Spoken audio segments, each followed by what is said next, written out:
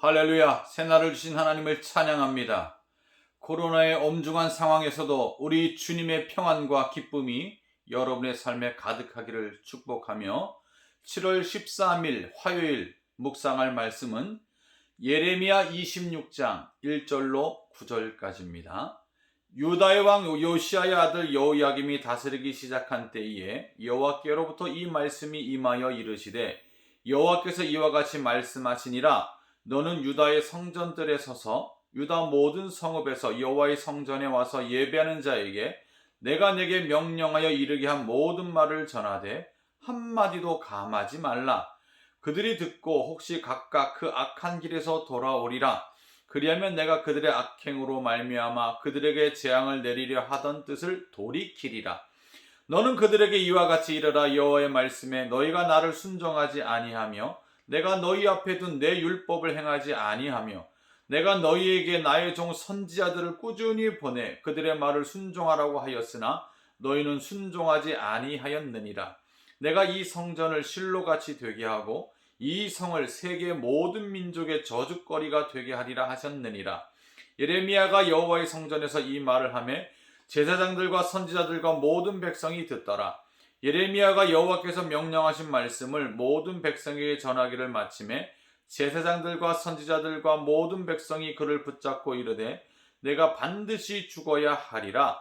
어찌하여 내가 여호와 이름을 의지하고 예언하여 이르기를 이 성전이 실로같이 되겠고 이 성이 황폐하여 주민이 없으리라 하느냐 하며 그 모든 백성이 여호와의 성전에서 예레미야를 향하여 모여드니라. 아멘. 오늘 말씀은 유혹과 협박에도 불구하고 담대하게 하나님의 말씀을 전하기를 주저하지 않는 예레미야의 용기 있는 선포를 볼 수 있습니다. 어떤 어려움에도 불구하고 하나님의 말씀 그대로 전하여 회개를 촉구하는 예레미야 선지자의 모습을 알 수 있지요. 정말 예레미야 선지자는 하나님의 사람입니다.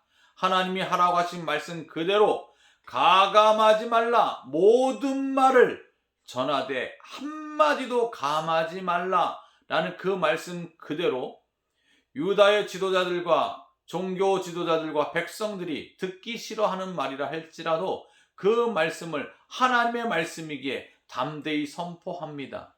그것이 선지자의 사명 아닙니까? 하나님의 심판의 경고의 메시지를 전함으로써 그 백성이 하나님께로 돌아와 살게 되는 것, 이것이 선지자적 사명이죠. 설령 그 사명으로 인해 지도자들과 백성들의 심기를 불편하게 하고 자기가 괴로움을 당하고 심지어 자기 생명의 위협이 온다 할지라도 예레미야 선지자는 결코 그것과 타협하지 않고 복음을 전합니다. 3절에 하나님의 말씀이 무엇입니까? 회개의 메시지를 선포해서 그들이 악한 길에서 돌아오면 하나님께서 재앙을 돌이키시리라, 살 길을 열어주시겠다 하시는 것이 하나님의 마음이에요. 여러분, 성경을 통해서 하나님의 정말 무서운 심판의 메시지 앞에 우리는 벌벌 떨게 되는데 그것이 하나님의 본심이 아니라고요. 하나님의 본심이 뭐예요? 그 죄를 깨닫고 하나님 앞에 돌아와 하나님 앞에 거룩한 마음을 가지고 사는 것, 그들이 다시 일어서는 것, 이것이 하나님의 마음입니다. 할 수만 있으면 하나님은 모든 사람이 구원받고 하나님의 그 품에 돌아오기를 원하세요. 그리고 단 한 사람이라도 그 하나님의 말씀에 회개하고 돌아오기 위해서 그 심판을 늦추시고 미루시고 또 시간을 주시고 회개할 기회를 주시는 것이에요. 하나님의 인내하심은 단 한 사람이라도 더 구원의 길로 인도하시기 위한 하나님의 마음이라는 거예요. 하지만 이 하나님의 마음, 하나님이신 기회를 악용해서 하나님의 인내하심을 시험하는 자가 있다면, 그래서 끝까지 말씀에 순종하지 않고 자기 마음대로 살아가는 자가 있다면 그 사람은 하나님의 준엄한 심판을 피할 수 없습니다. 듣기 싫은 메시지라도 하나님의 말씀이라면 들어야 돼요. 고쳐야 돼요. 다시 하나님 품에 나아가셔야 돼요.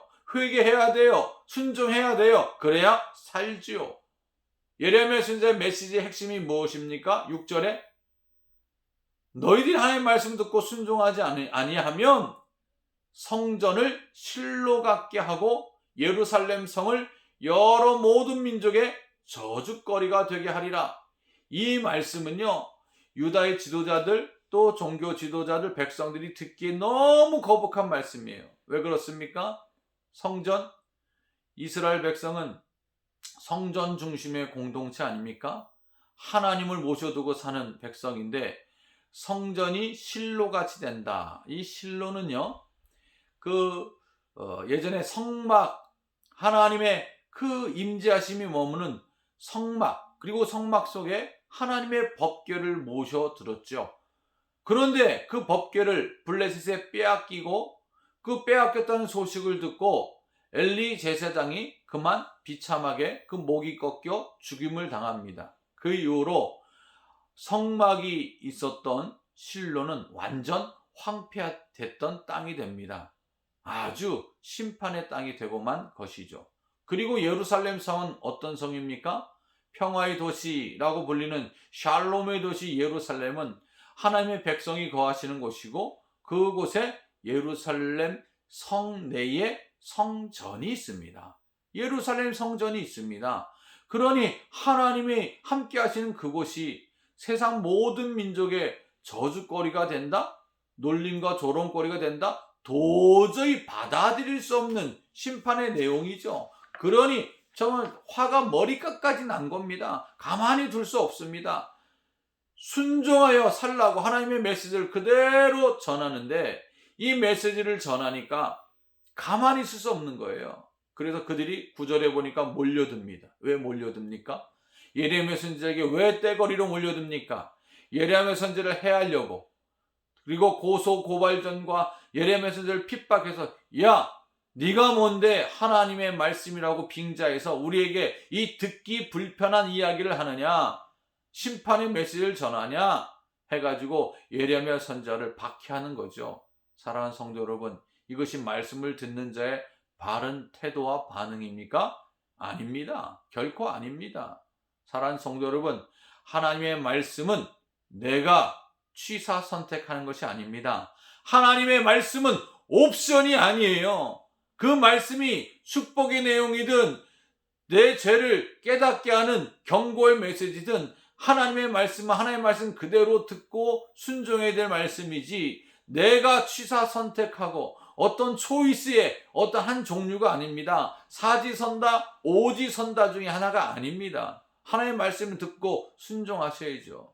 우리 몸도 그렇지 않습니까? 우리 몸이 건강해지려면 편식하지 않고 영양소가 골고루 들어있는 여러 음식을 잘 섭취해야 우리 몸이 건강해지는 것이듯이 우리의 영적인 건강도 마찬가지예요. 편식하면 안 됩니다. 영의 건강을 위해서도 하나님의 말씀을, 축복의 말씀이든 심판의 메시지든 그 말씀이 하나님의 말씀, 오늘 내게 주신 하나님의 말씀이라면 예, 아멘, 할렐루야, 순종하겠습니다. 주의 종이 듣겠습니다. 그 말씀대로 순종해서 하나님께 영광 돌리고 이웃에게 행복을 나눠주는 사람으로 살겠습니다. 이 믿음으로 받아들여야 그 말씀은 우리에게 축복의 말씀이 되는 것입니다. 사랑하는 성도 여러분, 하나님의 말씀에 편식하지 맙시다. 하나님의 말씀은 아멘을 듣고 순종하여 여러분의 영혼신이 건강해지고 건강한 여러분을 통해서 가정을 살리고 교회를 살리고 나라를 살리고 이 엄중한 시대에 여러분의 거룩성을 잘 지켜서 마지막 때까지 하나님의 구원의 대상이요, 이 구원의 소식을 널리 알려주며 살아가는 믿음의 사람으로 살아가시길 바랍니다. 오늘도 여러분의 삶에 임마누엘 하나님이 함께 하시기를 주님의 이름으로 축복합니다. 아멘.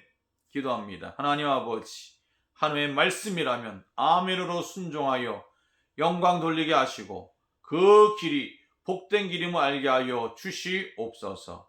주님의 말씀이 오늘도 내 인생길에 빛이요 등불이 되게 하옵소서. 승리케 하실 줄 믿고 감사드리며 예수님의 이름으로 기도합니다. 아멘. 할렐루야.